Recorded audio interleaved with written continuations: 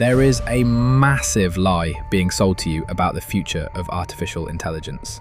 While tech billionaires stand on stages preaching about how AI will uplift humanity and cure diseases, the real money, the multi-trillion-dollar endgame, is quietly flowing directly into the military-industrial complex.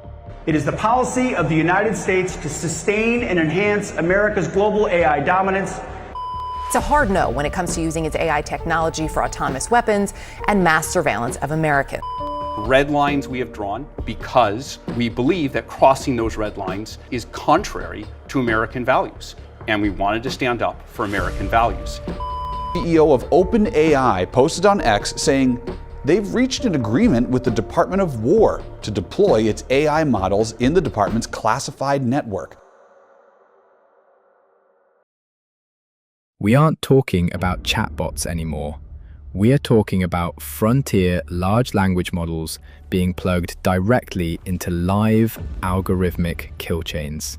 And when the US government, which recently went as far as legally renaming the Pentagon to the Department of War, demanded total, unrestricted access to the world's smartest AI, it forced Silicon Valley to show its true colors. On one side, you have Anthropic's Dario Amodei. When he saw his AI being used in live combat, he drew a hard ethical line, refused the government's demands, and watched his company get ruthlessly blacklisted for doing the right thing. On the other side, OpenAI's Sam Altman, a man who waited exactly 48 hours for the dust to settle before swooping in, dropping the ethical guardrails, and happily cashing a $200 million defense check. Today, we are exposing the dark, highly lucrative reality of the AI arms race, how the tech giants sold out, how the algorithms are currently executing targets on live battlefields, and why the ultimate customer for artificial intelligence is war.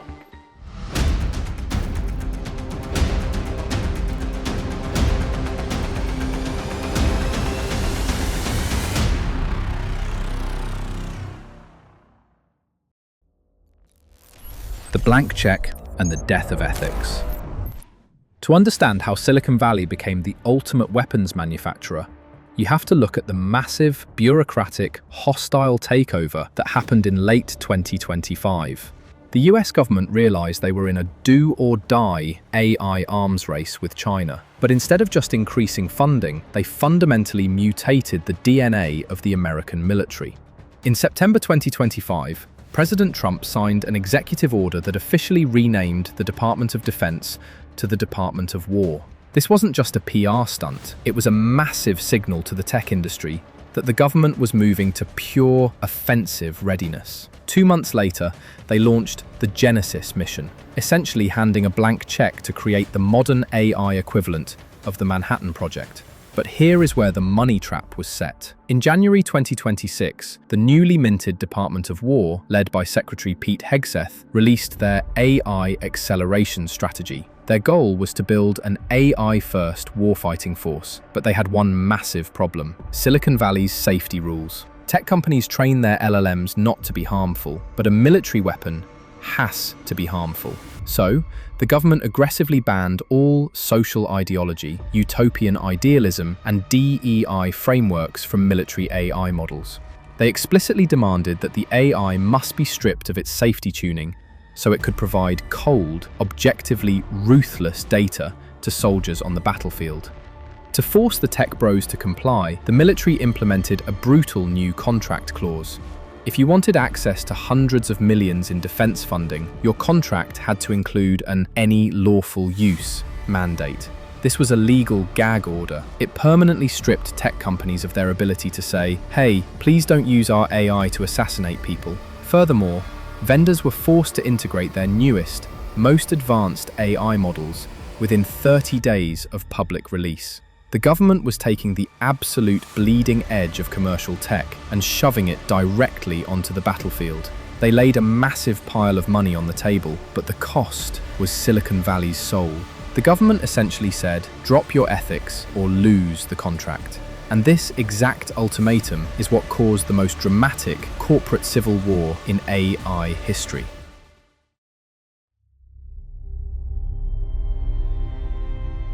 The Whistleblower and the Opportunist.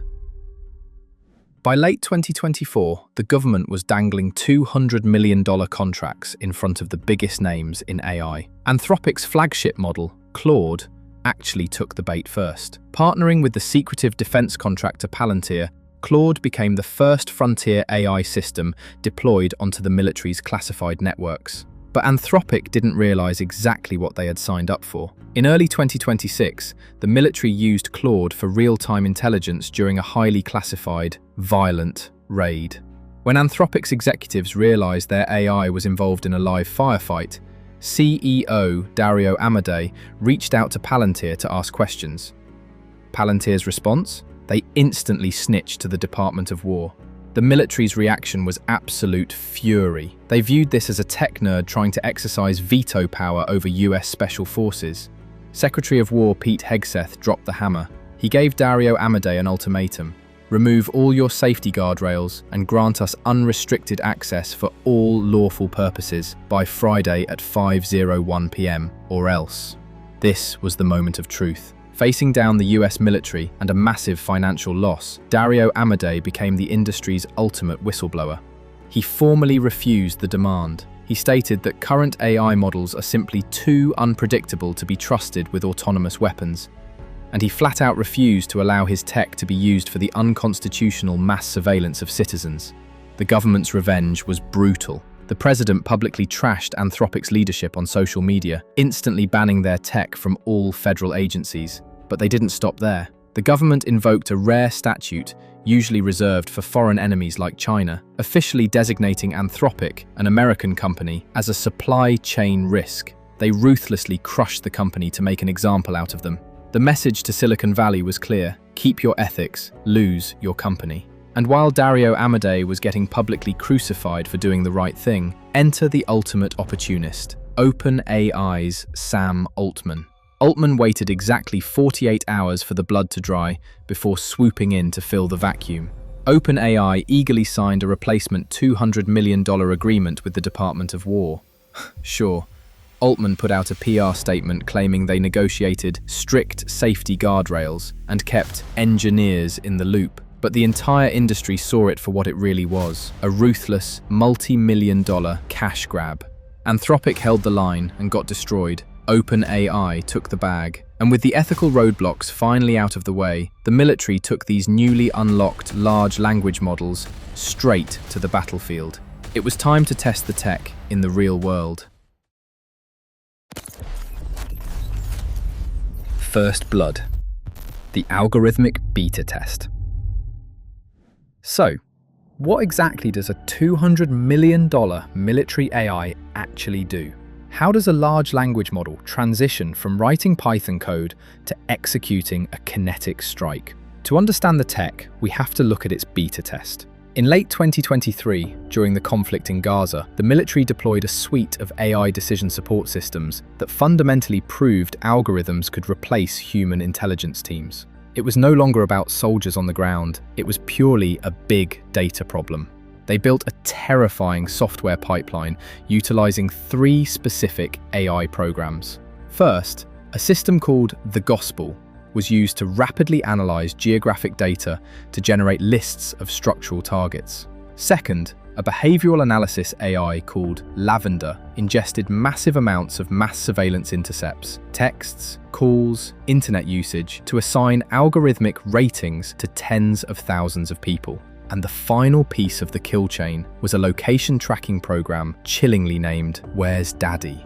This software tracked the mobile phones of the flagged individuals, specifically timing airstrikes for the exact moment the GPS data confirmed they had returned to a residential building. The raw compute power of these systems broke the math of warfare. Historically, a team of human intelligence analysts took nearly a year to generate 50 targets. The AI systems cranked that output to 100 targets a day. The algorithm was moving so fast, human oversight became mathematically impossible.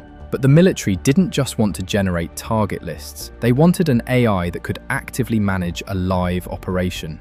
And in January 2026, during a highly classified raid to capture Venezuela's president, they deployed Anthropic's Claude LLM directly into the firefight. Claude wasn't being used as a chatbot. Operating on Palantir's servers, the AI was performing real-time intelligence synthesis. While special forces were on the ground, the LLM was simultaneously transcribing and analyzing thousands of hours of intercepted enemy communications in milliseconds. It actively identified blind spots in Venezuela's S-300 air defense grid, dynamically running hundreds of simulated strike scenarios and feeding that data straight back to the commanders.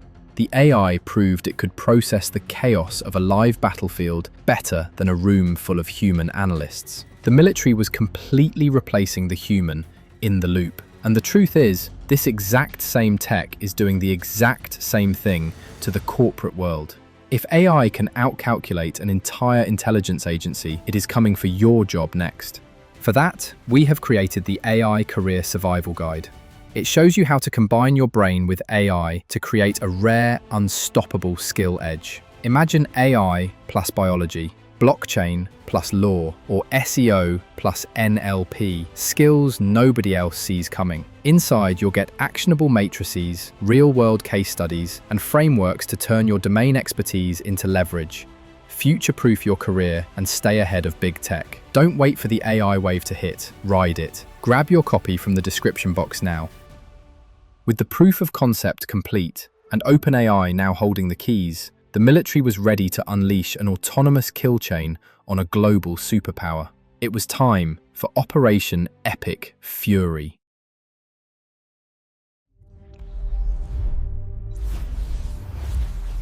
The Climax, the ultimate product launch.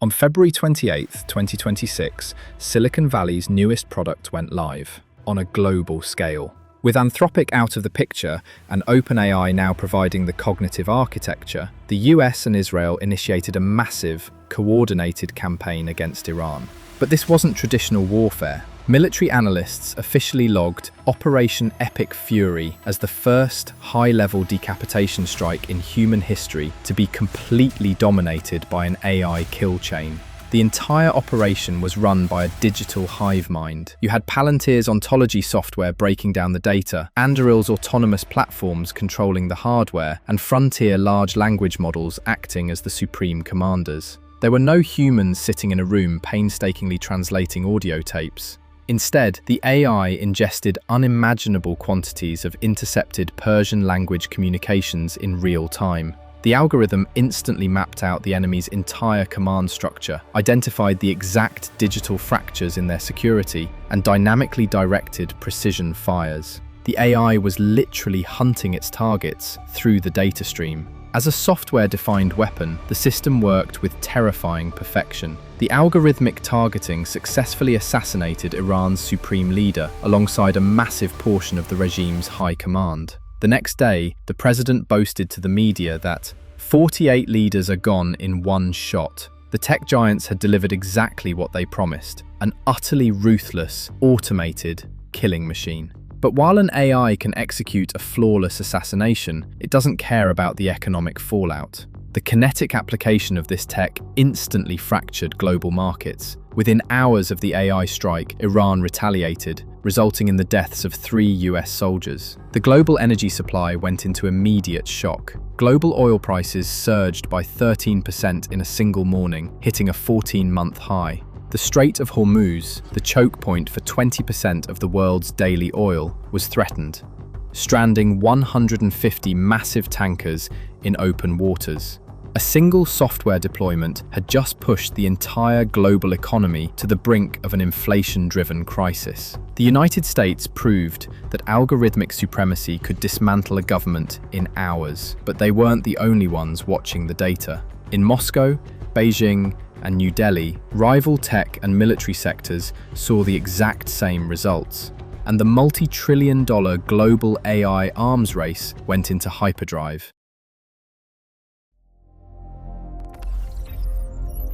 The $2.5 trillion gold rush Operation Epic Fury wasn't just a successful product launch, it was the ultimate sales pitch. Global spending on artificial intelligence is now projected to skyrocket to $2.5 trillion by the end of 2026. A multipolar, algorithmic arms race has officially kicked off, and every superpower is dumping billions into hardware and software to build their own war OS. For the Russian military, the tech strategy is all about autonomous survival. Facing advanced Western electronic warfare that constantly jams remote control signals, Russian engineers realized there was only one solution: completely unplug the human. A fully autonomous, AI-driven weapon cannot be jammed. They are aggressively pushing to robotize their deep strike missions, removing human hesitation from the equation entirely. Meanwhile, China is operating on a multi-billion-dollar doctrine of massive autonomy. They aren't just building smart AI, they are building swarm tech. They've unveiled massive drone carriers designed to launch hundreds of autonomous units simultaneously to crash enemy servers and overwhelm air defenses. More importantly, China is actively deploying its own Beidou satellite network to provide decimeter-level precision for these drones, intentionally bypassing America's GPS monopoly. And the middle powers realize that compute is the new oil. India has drastically increased its defense budget, allocating massive funds specifically to hoard 38,000 GPUs to secure their own sovereign AI innovation. At the same time, the European Union is desperately pouring billions into defense tech to break their reliance on American infrastructure. But perhaps the biggest joke of all is the international law meant to stop this. On the exact same day that AI was running decapitation strikes in the Middle East and crashing global oil markets, the United Nations convened in Geneva to debate a legal framework for autonomous weapons. While bureaucrats argued over the definition of human control, the algorithms were already live, pulling the trigger and cashing the checks. The mask of the tech industry has permanently slipped. The utopian promises of AI curing diseases and writing poetry were just the beta test. Silicon Valley was presented with a choice: hold on to your ethics or secure the bag. Dario Amodei chose ethics, and Anthropic was destroyed by the state. Sam Altman chose the money, and OpenAI became the digital architect of the US war machine. We are living through the most lucrative and terrifying technological shift in human history.